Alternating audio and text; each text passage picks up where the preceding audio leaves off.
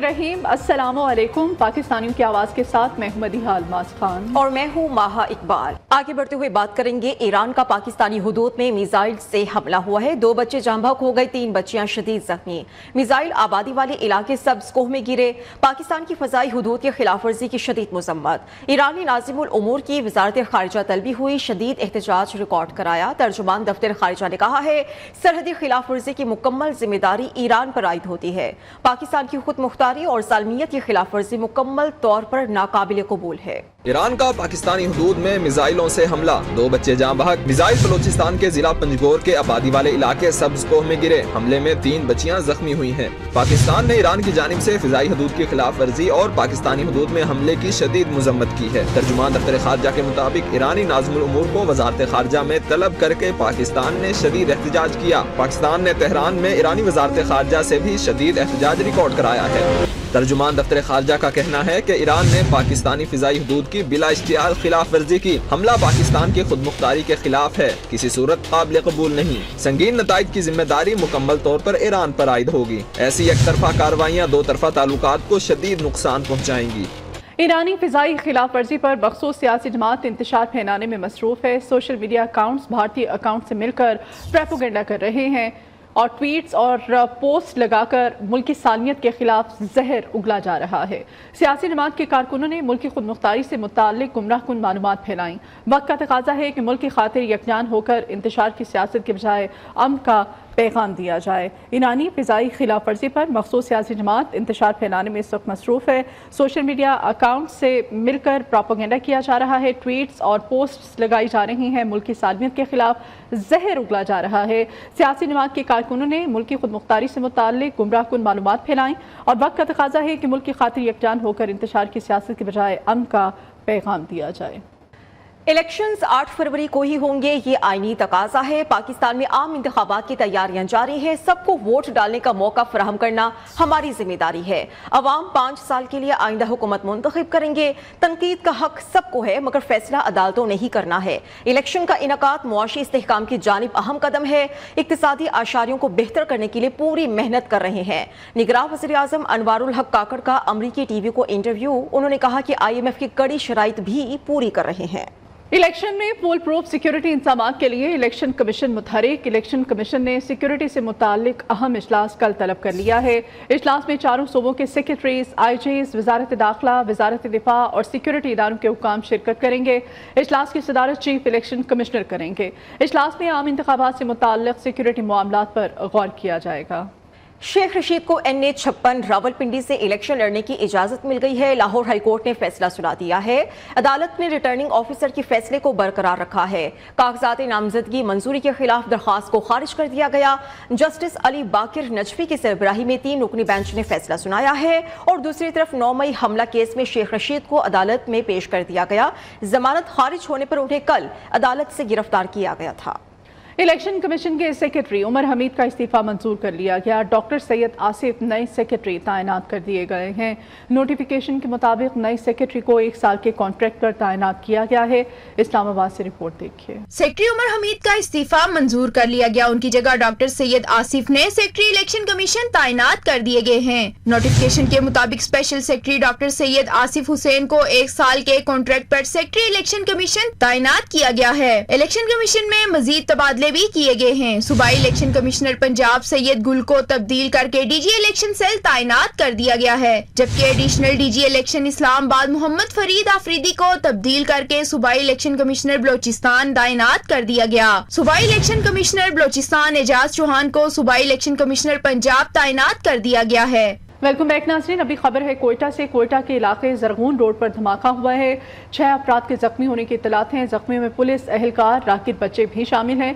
धमाके के बाद सिक्योरिटी एहलकारों ने इलाके को घेरे में ले लिया है और धमाका कैसे हुआ तहकीकात की जा रही हैं। अभी तक की तहकीकात क्या है, ये हम हमाद अली से जान लेते हैं। हमाद, कुछ पता चल सका इस बारे में? جی بالکل، اس وقت جس جگہ میں موجود ہوں یہ کوئٹہ کا زرغون روڈ ہے. یہاں پر جو ہے اب سے کچھ دیر قبل اس کچرے کی ڈھیر میں جو ہے زوردار دھماکہ ہوا. دھماکے کے نتیجے میں جو ہے جو بچے کچرا چن رہے تھے، کچرا چننے والے بچے جو ہے 3 زخمی ہو گئے ہیں، 2 راہگیر اور ساتھ میں جو ہے اگر بات کریں تو ایک پولیس اہلکار جو ہے زخمی ہو گیا. پولیس نے علاقے کو گھیرے میں لے لیا ہے اور پولیس کی بھاری نفری یہاں پر جو ہے موجود ہے اور بم اسکواڈ جو عملہ ہے اسے بھی طلب کیا گیا ہے. مختلف پہلوؤں سے جو ہے تحقیقات بھی کی جا رہی ہے اور جائزہ لیا جا رہا ہے. یہاں پر جو ہے اس وقت اگر بات کرتے چلیں تو اس میں زخمیوں میں جو ہے اب تک ایک جو شہری ہے، جو راہگیر ہے، اس کی حالت جو ہے وہ تشویشناک بتائی جا رہی ہے. اسی کے ساتھ جو ہے اب تک جو ہے 6 افراد اس میں زخمی بتائے جا رہے ہیں اور یہاں پر جو ہے بم اسکواڈ کا جو عملہ ہے وہ بھی یہاں پر جائزہ لے رہا ہے اور مختلف جو ہے چھان بین بھی کی جا رہی ہے. جی، ملک سے کلاشنکوف کلچر کو ختم کیا جائے، چیف جسٹس کا بڑا حکم. چیف جسٹس پاکستان نے اسلحہ لائسنس کی تفصیلات طلب کر لیں. سیکرٹری داخلہ، تمام صوبائی home secretaries, inspector general police کو نوٹس جاری کر دیا. چیف جسٹس قاضی فائز عیسیٰ نے نماز میں کہا کہ مجھے بھی آفر کی جاتی رہی ہے کہ آپ کلاشنکوف کا لائسنس لیں. اسکول اور بازار جاؤ تو لوگ کلاشنکوف لے کر کھڑے نظر آتے ہیں. منشیات اور کلاشنکوف کلچر نے پاکستان کو تباہ کر دیا ہے.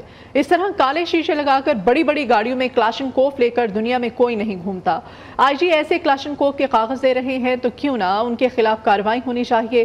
کالے شیشے کے ساتھ لوگ کلاشنکوف لے کر جاتے ہیں، پولیس میں ان سے پوچھنے کی ہمت نہیں ہوتی. سپریم کورٹ کی مستعفی جج مظاہر علی نقوی کے خلاف قانونی کارروائی جاری ہے. جوڈیشل کونسل کی گزشتہ سماعت کا تحریری حکم نامہ جاری کر دیا گیا.